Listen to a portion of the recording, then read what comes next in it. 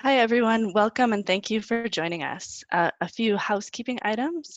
Number one, you're all muted, but if you do have questions, please send them to the Q&A feature on the Zoom webinar. So do please send your questions to us by way of the Q&A. So again, welcome everyone. My name is Nicola Chabot, and I'm a program manager for New Mobility at MTC. And this is the first in a three-part series on Quick Build, specifically how Quick Build can be used to support public health and social distancing. This webinar series is brought to you by the Design and Project Delivery Group within the Operations Division of MTC. Today, we are very excited to bring you a presentation by Tony Garcia of Street Plans Collaborative. Today's agenda consists of briefly going over a definition of what Quick Build is, followed by a short introduction to MTC webinar goals, followed by the consultant presentation. In the time remaining, we will have a moderated Q&A session. We'd also really like you to fill out the survey link, which will help us define future regional Quick Build needs. And that survey will be posted until April 17th.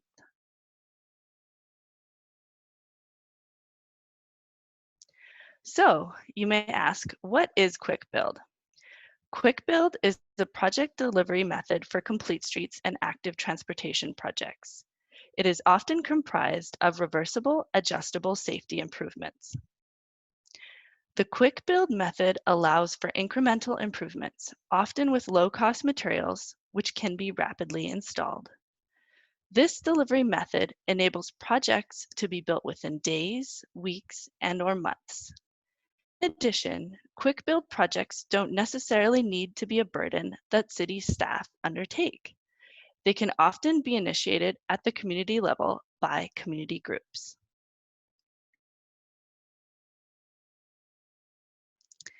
In terms of our goals for the webinar series, MTC is interested in initiating discussions on how this method can enhance social distancing in all neighborhoods in the Bay Area. We also want to support Quick Build as an accelerated delivery method and provide an introduction to best practices for local agencies in the Bay Area.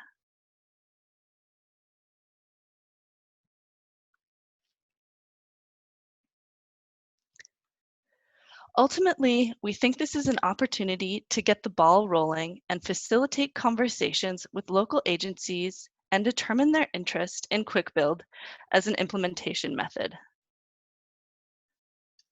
We also want to acknowledge and be sensitive to the fact that city and local agency staff are resource constrained right now and trying to maintain essential services, in addition to having many other competing priorities.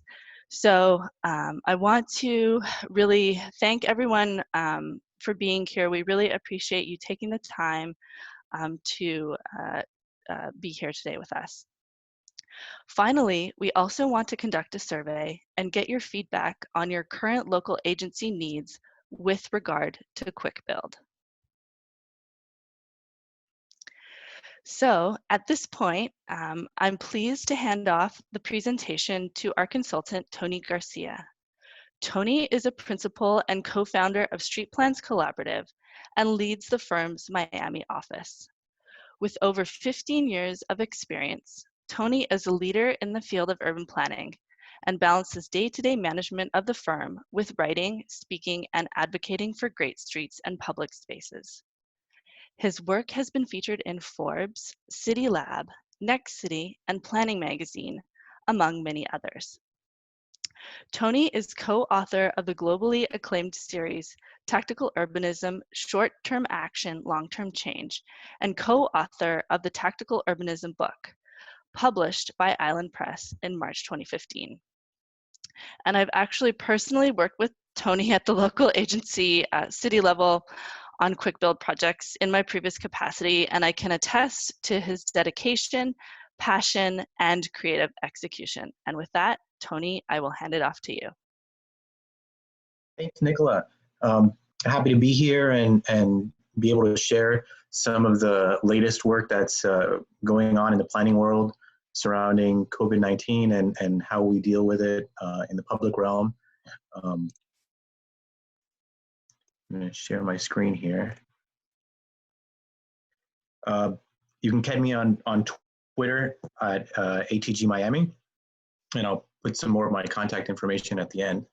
And we'll have a Q&A session, as Nicholas said. So our agenda within the agenda is to talk about a little bit more in depth of what Quick Build is, what is tactical urbanism, for those of you who don't know, and then go over how cities are using this methodology at this moment, even if they don't know that they're using it, to address our open space and transportation needs. And then to go over some takeaways that I'm noticing right now, just over the last couple of weeks, and just best practices when it comes to these types of projects.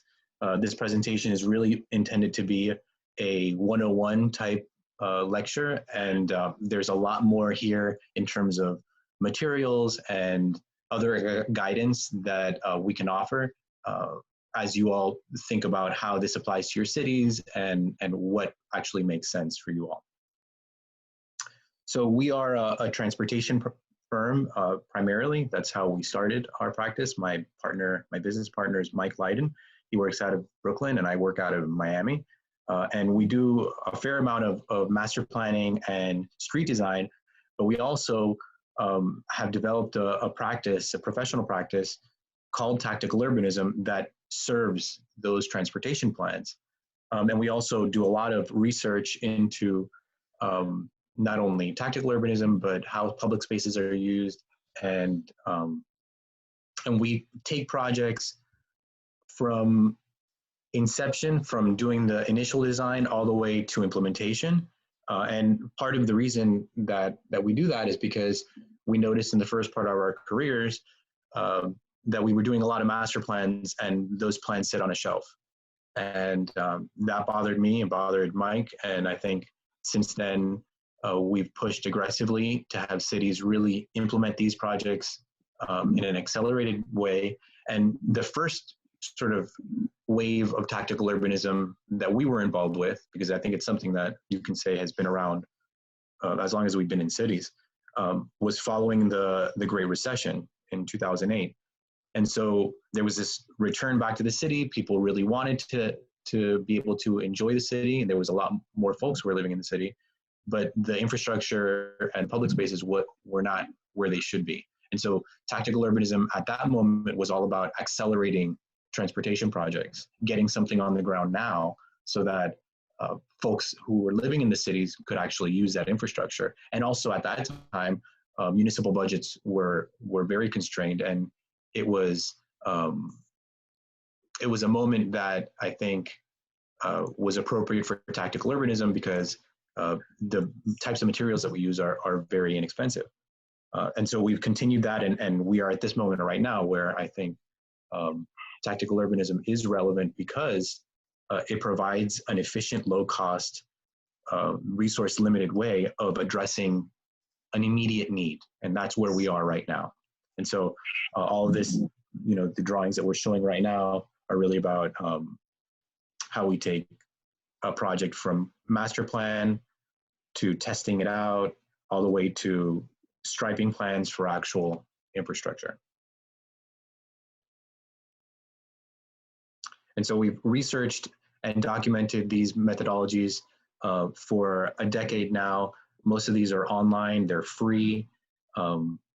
And our latest guide we did in collaboration with the Bloomberg Foundation, or Bloomberg Consultants, excuse me. And this, I think, is super relevant for the moment that we're in right now, because it's all about locating and finding space on the road with paint, and just retrofitting our streets and our street geometry with paint, basically. And so this is online at asphaltart.bloomberg.org. You can check it out there. There's a lot of really useful technical information here for projects that you can do right now to create bike lanes, to create asphalt art projects, crosswalks, and that sort of thing. So what is tactical urbanism? When we talk about tactical urbanism in this presentation or beyond, it's an approach to neighborhood building that uses short-term, low-cost materials to create scalable interventions, all in service of a longer-term change. And so that might be a slight deviation from the moment that we're in, because there's a lot of projects that that we're calling tactical, which are not really intended to be long-term. They're really specifically for the moment right now. But under a normal circumstance, and even many projects now, what we always try to say is, this is not about circumventing our typical planning process. It's really about serving that planning process. So where you have a master plan that has been sitting on a shelf that proposes open streets or bike lanes or crosswalks, now is an opportune time to get those things out on the road, because people need them. We need this infrastructure, and I'm going to get more into the need in a minute. And when we look at tactical urbanism projects, they're really defined by four main components. They are inexpensive, they are short-term, and that doesn't necessarily mean that they go away after a day. That just means that they're not permanent. And so there's a little nuance there. They involve people. That's a third characteristic. So it involves a creation and the fostering of social capital in the creation of our infrastructure. And that is not a typical way that we do 90% of our projects today. And finally, number four, which is the point I was getting at a second ago, these projects are based off of existing projects. And it's an important distinction between guerrilla urbanism and tactical urbanism. Guerrilla urbanism is all about folks just going out and doing things on their streets and in their public spaces, which I have to say I wholeheartedly support and advocate for. But that's not what we're talking about here, and it's not really the way that cities can be involved in the creation of tactical urbanism. Tactical urbanism is about a targeted, strategic approach where we look at what you have on the shelf, what master plans you have already studied, and actually try to implement some of that work. So when Nicholas showed the slide about project delivery, there's a lot of nuance to that, and I think it actually it's about how we deliver project delivery. So when we talk about quick build projects, we're talking about a multi-phase approach that breaks down that delivery into smaller increments. Normally, right now, 90% of projects are delivered under long-term capital plans. That is, we plan it today and it gets implemented in 10 years or 5 years, depending on the funding. And so what we like to say is you can break down project delivery into smaller increments, starting with a simple demonstration project that could be 1 day or 1 month, up to a month really. Or you can do a pilot project that lasts from a month up to a year. Or then you can go into interim design, which is, you know, something that might last 3 to 5 years. And so the timelines here are, you know, they operate in a little gray area. It's not to say that something that's 2 months is not a demonstration project. That's not so critical to know. But what is important from this graphic and what is important to understand about the methodology as a whole is that when we talk about quick build projects, we're talking about tactical urbanism. And each of these scales and these phases has an appropriate level of investment in terms of monetary investment in materials, in time, staff time, and in the general public's time in implementing the projects, and in terms of who's involved with the implementation. When it comes to a demonstration project, anybody can be involved. That's volunteers, normal folks, not just staff. When you're getting to interim design, that's really something where you're hiring contractors to lay down thermoplastic, and you know, you're working less with your consultant teams and with the public. So each of these levels has a different level of investment. Right now, we're seeing a lot of demonstration project scale work across cities of different sizes just to get something in the ground right now.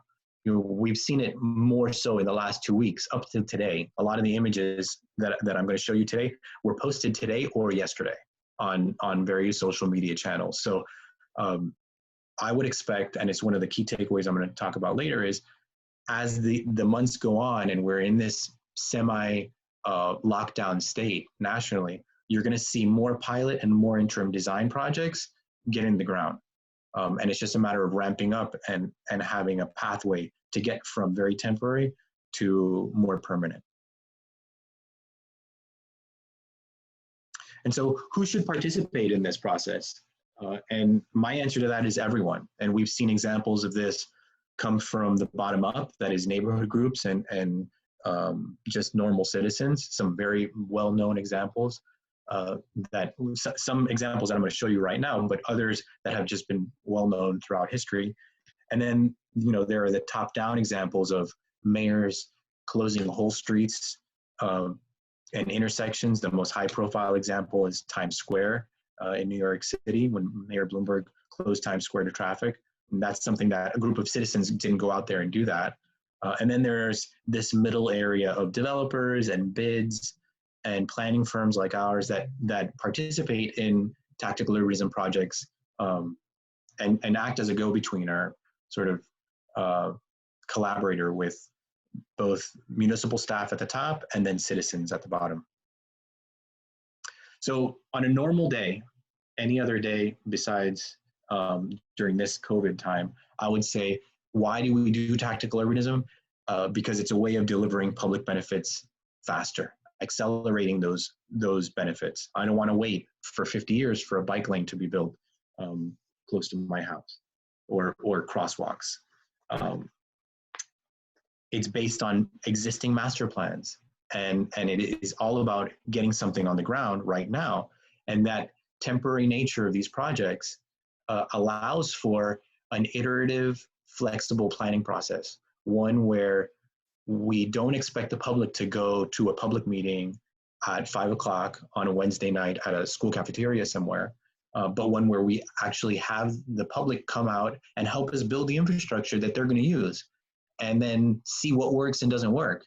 And let's enter into these projects with a little sense of humility and know that planners get it wrong a lot, and city staff get it wrong a lot also when we do these projects. And using a quick build methodology allows you to not make a heavy upfront investment, see what works, what doesn't work, and change around the design before you go and you spend $10 million on something that doesn't work properly. But you know, this is on any other, you know, during any other time. During COVID, I think it's all the more pronounced and necessary at this moment, because so many cities have closed their parks. This is an example in Miami Beach. This is one of our main paths in South Beach that is heavily used on a daily basis, and it's closed. And this is an example. I'm not picking on Miami Beach. This is normal, as I'm sure all of you have seen, and probably in many of your municipalities, you've closed the parks for a public health reason, right? How do you manage folks in the park, make sure that they're not congregating? Well, there's a way of doing that without necessarily closing it. But the fact is that we still have a huge need for recreation now more than ever, really, because you know, everybody's stuck at home. There's a large number of people who are not only stuck at home, they're out of a job. And especially for more urban dwellers like this, and this is an example also in South Beach. This is maybe, you know, 500 yards from the path I just showed you. So they close that path, but all of that traffic just spilled out onto the street and sidewalks, and what looks here like a protected bike lane, but which actually is just the city blocking the parking lane. So it looks very much like a protected bike lane, but that's not the intention here. It was just a sort of unintentional accident that people are using it in the way that that you see there. But you see there's a huge demand for people, not only for transportation, but for recreation, to get out of the house and actually maintain some sort of physical distance from other folks, but get out. At the same time, we're seeing a huge reduction in traffic volumes. This is the Minneapolis Metropolitan Council, and you know, they're seeing a 70% reduction in traffic. This is only some of the data that I've seen, And all you have to do is just go out to your major, your arterials or your major streets, and you'll see that there's been a substantial reduction in traffic. So people are not driving as much. And at the same time, we have an entire class of folks who need to get to work. And it's anyone from the janitorial staff all the way to our doctors at hospitals, our nurses, the folks who work at the supermarkets. Many of them, especially in urban contexts, don't drive. And so you've got this situation where our transit systems are being cut, transit capacity is being cut, forcing more people onto smaller vehicles, and everybody's not doing the physical distancing. And these are the folks that are actually keeping our economy going at this moment. And so how do we provide for ample transportation, better recreation, and also address our public health problem? And it's not the COVID public health problem. It's the one that is being caused by having everybody on a 5-foot sidewalk and not being able to physical distance because the sidewalk is only 5 feet. How do you get all of these people who are on Ocean Drive? If all of these people were supposed to be on the sidewalk, they would be clearly violating the physical distance standards. So how do we address that problem? And then finally, there's the equity problem of and this is coming out day by day. Just last night, I saw a stat from New Orleans. 70% of the deaths in New Orleans are people of color, and they only account for 35% of the population. How is that possible? So not only is there a need from a transportation and a public health standpoint, but also from an equity standpoint. And so this is the folks who use our transit and also who bike and walk around. And so now when we start to get into what cities are doing to address these issues, what we've seen there are 3 different approaches, right? There's the guerrilla approach of citizens just doing what they need to do in light of a lack of municipal action, or frustration, in light of frustration, lack of municipal action. There is the unintentional creation of bikeways and improved crossings that, like in that Ocean Drive example, where you're blocking parking, or just a lack of traffic on the streets creates de facto open streets. If everybody's at home in residential neighborhoods in suburbs, you've got some open street conditions already. It's just a matter of regularizing it and making it a more standard procedure.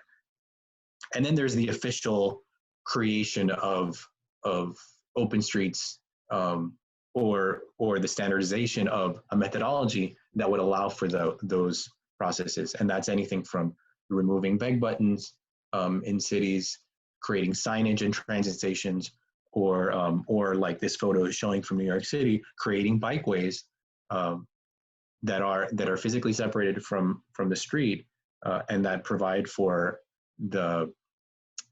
an increase in bike usage because people are not taking transit as much. So I'm going to go through just some of these projects. When you're talking about infrastructure related projects, and I think just keep in mind, this is a contextual issue. If your community is a small rural community or a small suburb, your response is going to be different than your mid-sized city versus the larger cities. So take all of this and absorb the methodology, and then think about what works in your context. So that is, in terms of infrastructure, it could be dedicated bikeways, or a sidewalk expansion that you take from your parking lanes, which should be completely vacant or underutilized at this point, or excess travel lanes, especially where you have conditions that are one way, or where you have multiple lanes, a 4-lane street. You probably don't need all of that capacity at this point. You can start to take away the outer lanes and give those over to sidewalks so that people walking or biking have more space to maintain their physical distance. Shared slow streets, and that could be in a neighborhood street where you don't expect a whole lot of traffic except for local traffic anyway.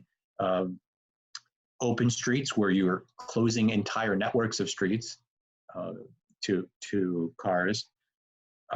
Open parkways where you close parks to through traffic, where you have access ways and driveways for cars. Nobody needs to be going to the park in their car, and that's one way that you can control for crowds and make sure that your parks are still being utilized for recreation, but in a responsible way.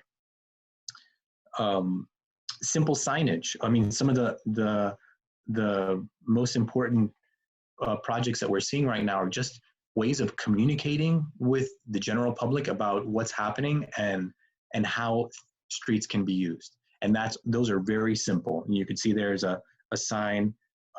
This is in London and Ontario in Canada, that just says this street, which is normally a drive in a park that has a bikeway on it, is now shared space for pedestrians and bicyclists. But we see that type of signage also for residential streets. Thinking about your stations, your transit stations, and your bus stops.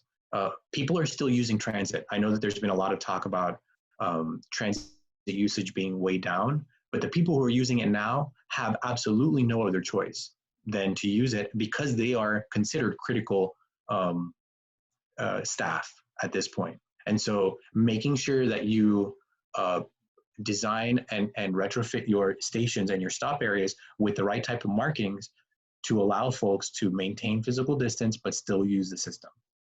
And then you can also do things like the top image there, which is just some paint in at the intersection to shorten your crossing distance. Then there's the other operational things that you can do. Lowering the speed limit. This is something that can be done very easily by council or commission action. And what we're finding right now is the data is coming out every day. The speeds are much higher today than they were last year at the same time. And it's all because there's a lot less traffic. People are speeding on empty roads, and it's causing accidents now at a time when we need folks to drive safely. And so there's an element of this that is just, lowering the speed limit as a standard, but also, enforcing it. Creating full pedestrian faces at all corners so that people are not congregating at your intersections. I mean, this is something that you think about cities that have pedestrian districts that have a high volume of pedestrian activity. This is something to think about right now. Eliminating the beg button, and I think this is something that has been the most popular out of all of the approaches. There's a sign there from Cambridge that was put up just yesterday. Don't require people to press the button anymore. The less we touch common infrastructure, the better. Just make it a standard of that the signal comes on automatically. Remember that image I showed a couple minutes ago? That was from this morning on Miami-Dade Transit. And it was a bus that was filled with workers. Limit your capacity on your infrastructure. So in terms of your per person capacity on the buses. But that doesn't, and what we're seeing right now is that a lot of systems are reducing service, forcing more people onto, each individual car. Keep your service as it is. I know it's going to cost a lot, it's going to hurt. And there's going to be, stimulus coming up soon. But if you limit the capacity on each of those buses, you're doing your part while maintaining the service running regular. That means it's contrary to how we usually want our buses to look, right? But we want at this point our buses to have a few people, not to be packed like sardines. And finally, open your parks. Open them up. Just make them car free. Close the parking lots. Close the driveways to cars. Allow people to get back into the parks, and utilize your park staff to make sure that people are maintaining physical distance. There's a lot of people being furloughed that, especially in your parks department, get them out there working again. They can be maintaining a certain level of order in the parks, that they're aware of who goes to the park on a normal basis anyway. Use that information, leverage the staff that you've got right now. Okay, so that's an overview of the types of projects. I'm going to show just a few images of each of those. You can, here's your official open streets type project. Denver is the most high profile right now. Up until 2 days ago, I had a picture here from New York, but New York discontinued its program. Unfortunately, they were using way too many police per block. I think it was something like 80 police for a 1.5 mile segment of open streets, which is just an absurd number. Here you can see that there are no visible police in the shot. They're just barricades. And it's been a huge success in the last 48 hours from Denver. Here is a parkway, so open parkways.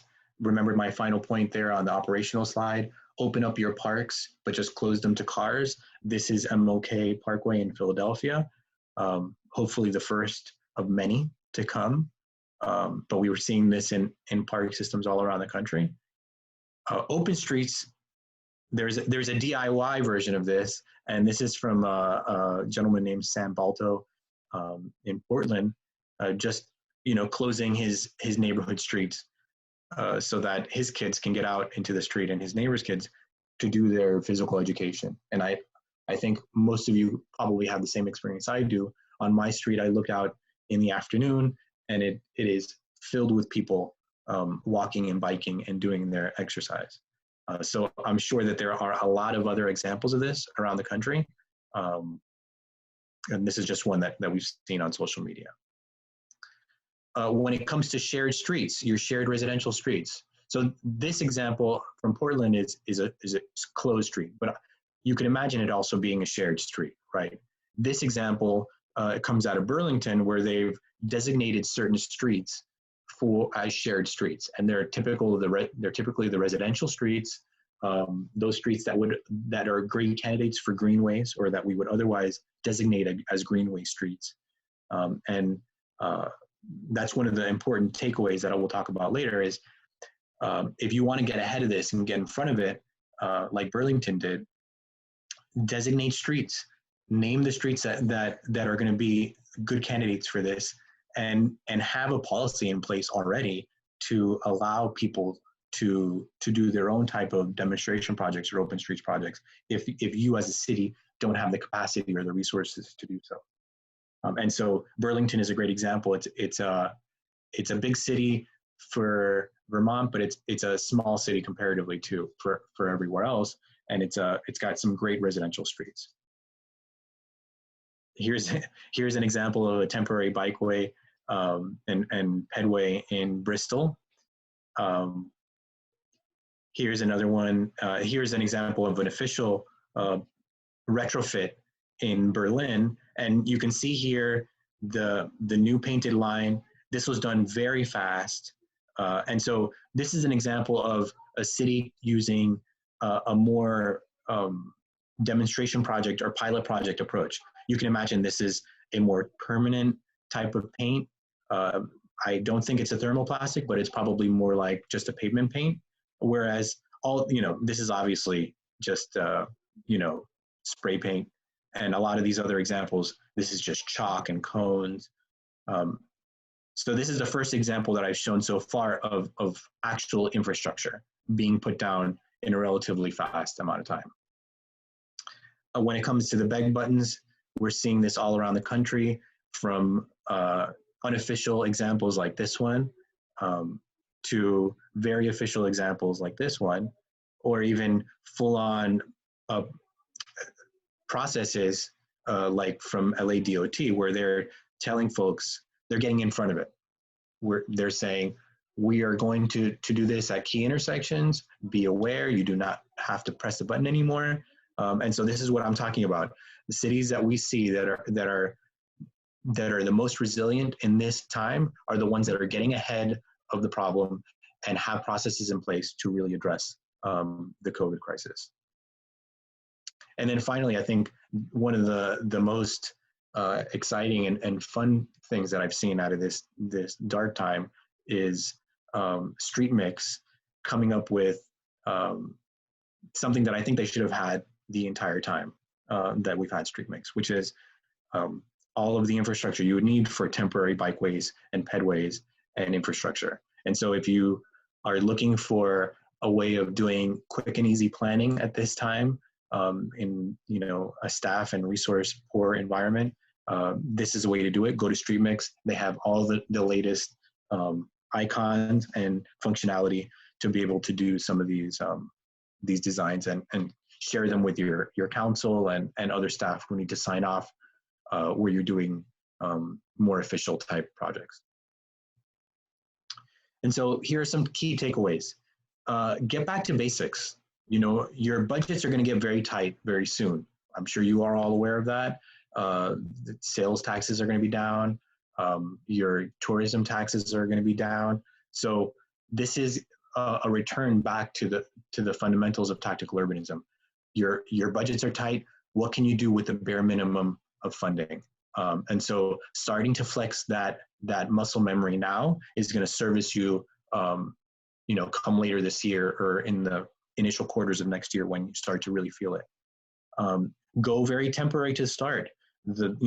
Think of just your cones. Think about what department in your city has extra infrastructure that they're not using for events. That's cones, barricades, stanchions. All of that stuff is fair game right now. Use it to start making changes in the street and testing out those changes so that in 6 months' time, you can iterate on the whole process. We don't know how many times we're going to be in this situation where we have to be under quarantine. It might happen another 2 or 3 times over the next year. So the more we learn now, the more we're going to be able to adapt in the next 6 months or 9 months or whenever. And I can't express this enough. And a lot of these things I would say normally, skip the study. Now is not the time to demand a traffic study or to do an analysis, a warrant, or all of these things. Now's the time to get something done. We're in emergency mode. Get things on the ground now so that people can use them. We're in a situation where that's what we need. You can do the studies later on when you have funding again. Now's not the time for the funding, for the study. Manage your resources. Don't overlook those operational strategies that we talked about. They require very little actual money being spent. It's just about being smart with staff time and with the infrastructure that you've already got. When it comes to open streets events, not events, open streets in general, allocate your police resources wisely. This is not the time to overstaff an open streets network with, 80 police officers that are, quite frankly, already stretched to the rim. And that should not be a reason not to do it. We'll return to this point again. I think this is a moment where you as cities have to trust citizens to do the right thing. And I think we're all in a position of being responsible and understanding at this moment. There is a critical need to make these changes to the public realm. There are not a whole lot of resources to do it. So it's a question of, can the city engage in a social compact with the public to actually trust them to do the right thing without overstaffing and over policing the whole thing? And then think about your other resources. I was just saying this before. You have park staff that are not being used. You've got school crossing guards that are not being used. How can we put these folks back to work doing the job of being those public figures in the public realm that are aware of what's happening and can be not part of the police situation, but at least to be other eyes on the street and other eyes on our parks, so that there is some sort of a public official presence there, but that it comes from your existing staff, folks who would otherwise be at home, out of work or furloughed. Another key takeaway, I think, is to communicate what you're doing with your public, because I think we're all stuck to our phones right now. We're reading Twitter and Facebook and on the news. We want to know what's happening. The more information you can give the public, the better. Most of the best projects that we've seen are just informational, really, about what's happening right now. Um, and your key metric here, and with all the projects, if you're thinking about creating projects, is how can you allow people to move around the city and to recreate at a distance? And so even if some of these examples are not relevant to you, take that away. This is a moment to allow people to leave the house in a responsible way, and your role is to be their coach. How do you allow that to happen? And sometimes it's just a matter of creating signage and directing people to what they should and should not be doing. And then think about who your community partners are. Talk to them, be in communication with them. And if you have strong social media channels and networks, listen to what people want. Put out a call for ideas for how they can help at this moment. Don't take it all upon yourselves. I think too often our cities and city staff think that everything that happens in the city has to happen through City Hall. And that's just not the case. It's never been the case, really, historically. It's only something that's happened now during modern times. And I think more than ever, you all have to trust the public and listen to them to be able to do some of this work on their own. And then finally, tell people what they can do, not what they can't. Set up a framework that allows people to do more, because right now and for the foreseeable future, you're not going to be able to do everything as city staff. So that might mean, and what is your role in that? That might mean that you all establish criteria and map the streets that are appropriate for these types of interventions. Consider soft closures or partial closures. You don't have to close the entire street to make it work. And in fact, a lot of the cases that we're seeing that are really successful are just taking away one lane, take away the parking lane in one lane where you have that extra capacity. And then, as I was just saying, leverage your partners, your condo boards, your block associations, your bids, and other nonprofits. Create a system of communication where you rely on your community partners that are right now otherwise not working or working at a far reduced capacity. And this right here, trust each other. We need to trust each other during this time more than ever, I think, to do the right thing and to be good stewards of the public realm. You empower your public to be stewards of the public realm, they will do a great job.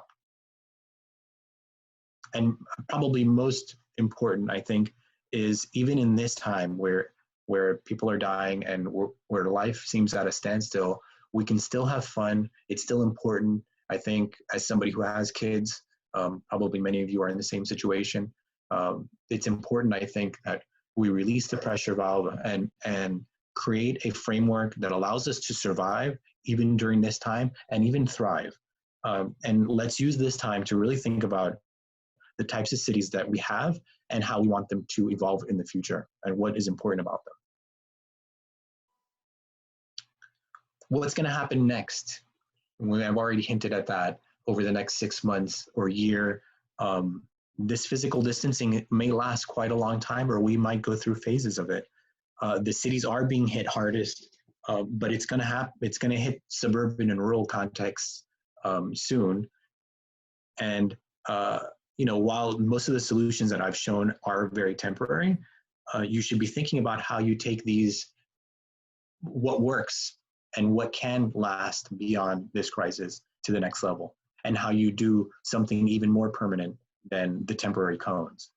And again, I mentioned this earlier, your approaches are going to depend on context, but you should be proactive in trying to get ahead of the problem rather than always trying to be reactive. And finally, the cities that we're seeing that are the most resilient, and this, I think, this crisis has brought to the forefront a whole new way of thinking about resiliency.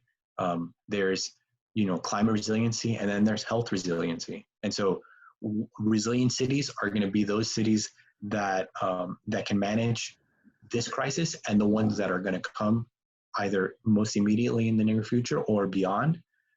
And I think that the cities that are doing that are the ones that have policies and standards already in place, or those cities that will work aggressively to create those standards This is a drawing that we did for the city of Burlington. It's no wonder that they're already ahead of the game because they have a set of standards that allow for temporary type projects. And that's anything from the 1 day all the way to 3 years. And so there are projects that the cities are doing, and they also have a framework that allows citizens to create open streets events and to do different types of demonstration projects. And then also thinking about any upcoming stimulus. I think, the next round of federal funding, there's going to be some type of funding for transportation and thinking about how we use that money. Are we going to double down on the failed infrastructure of the last, 80 years in building more highways and car infrastructure? Or are we going to really invest in the most resilient type of infrastructure that we have, which are streets that are made for people who walk, bike, and take transit? And so I would encourage you and really hope that all of you think about how you're going to leverage that huge investment to create even more resilient cities.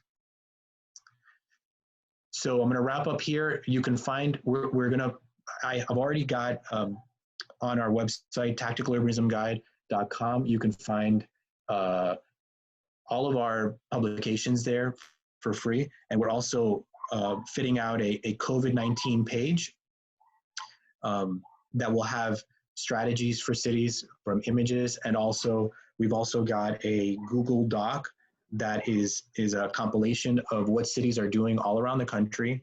Here you can see the shortened web address there, and we're also documenting on Google Photos different photos from around the country and around the world of what cities are doing to address COVID. So thank you very much. Happy to look at your questions now and answer anything. Great. Thank you, Tony, so much for your presentation. I'm going to be following up here with a few questions that we have for you. The first question is, I'd like to know how you convince engineers and risk managers to buy into the concept of quick build. So many of them are reluctant to do this. And so I think this question really goes back to, once city staff are really interested in quick build concepts, what are the next steps to building internal agency support? And what are the specific roadblocks? So how do you address, concerns from traffic engineers, public works staff, the management, and the general public? So that's our first question.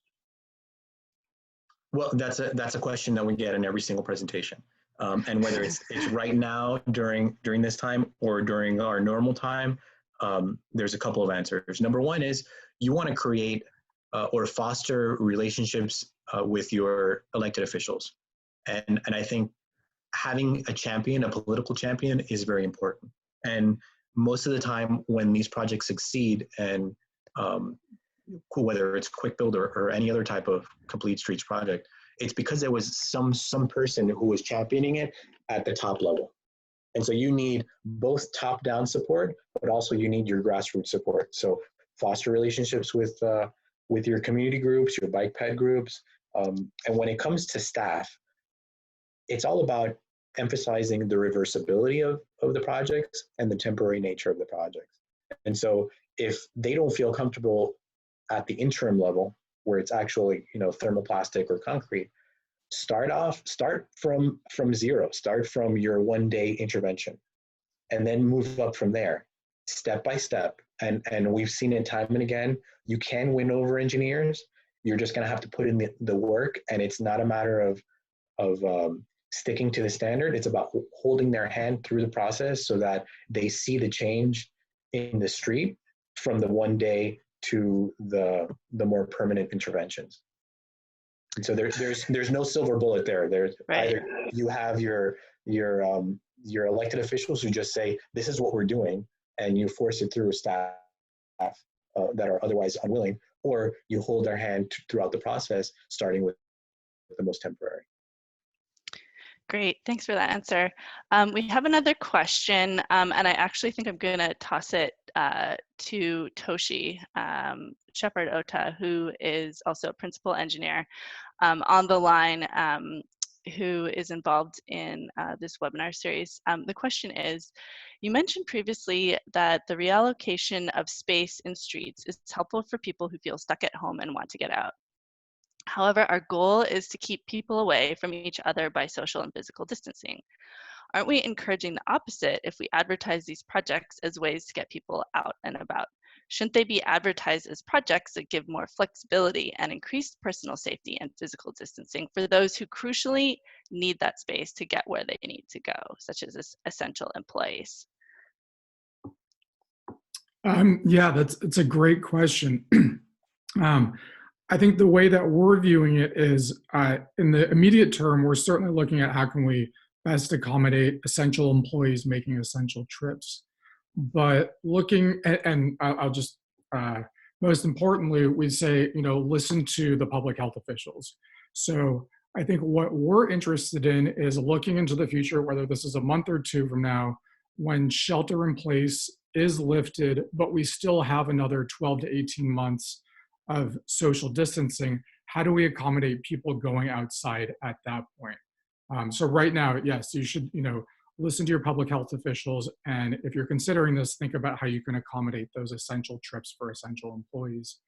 But, pretty soon we're going to need to look at how can we accommodate more people beyond, just those essential trips. And so hopefully this will help, some of you come up with ideas that may help accommodate those folks once we realize that shelter in place can be lifted, but we still have public health concerns before a vaccine is available, and we do want to accommodate folks.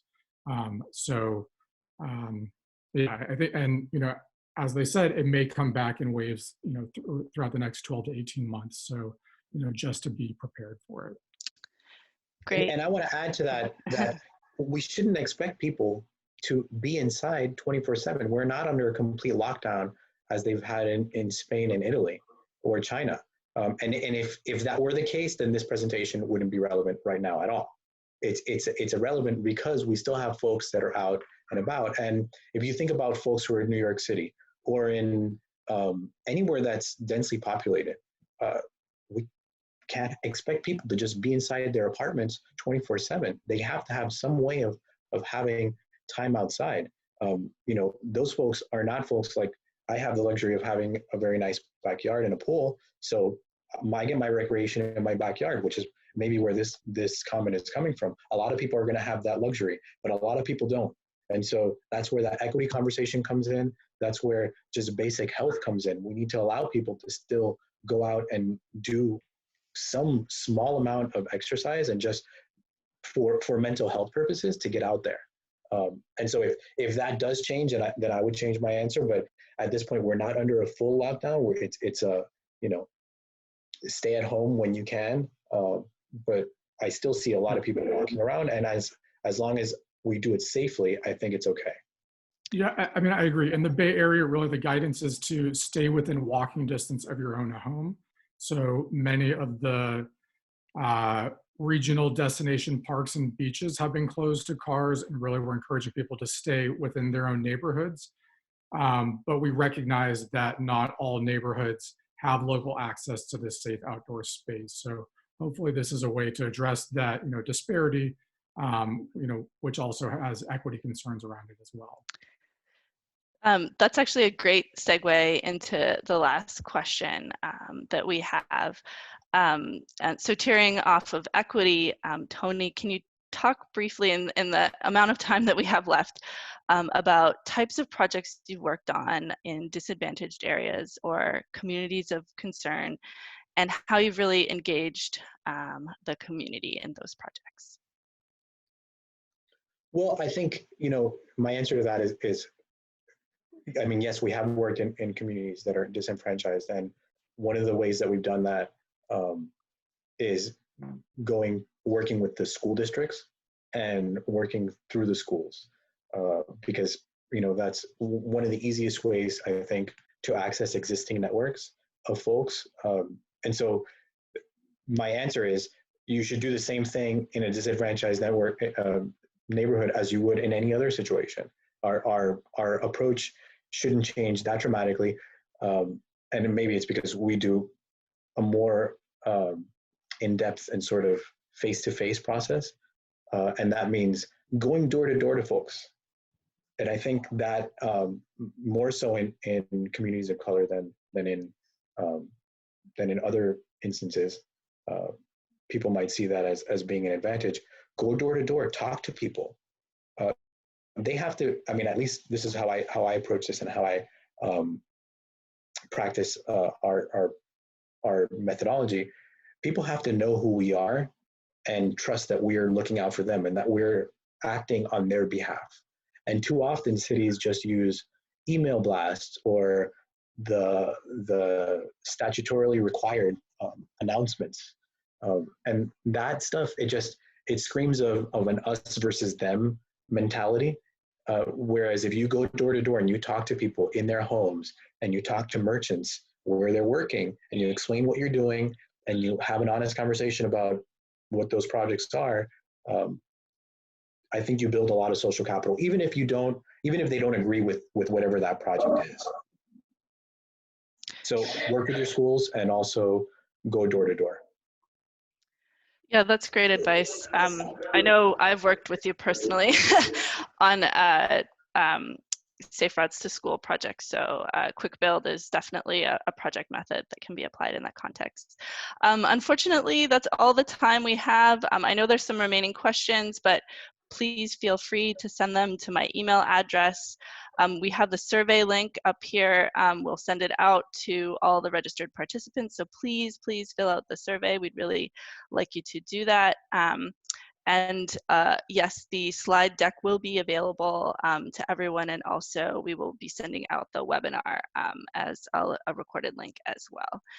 So thank you and take care, and we hope that you will join us both Wednesday and Thursday for number 2 and number 3 webinar series presentation. Thank you all.